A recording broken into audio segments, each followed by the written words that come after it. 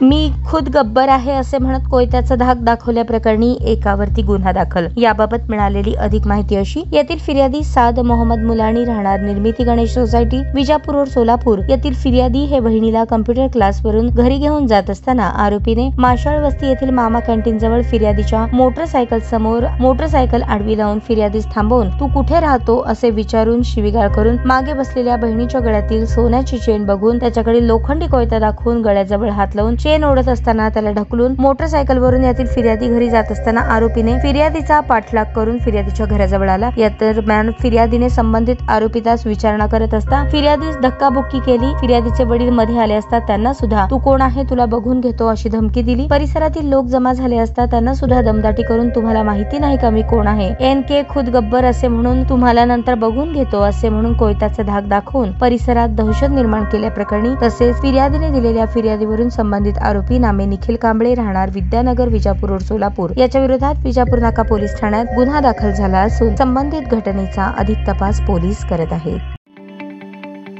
ताज्या बातम्या पाहण्यासाठी प्राईम महाराष्ट्र न्यूज चॅनलला सबस्क्राईब करा।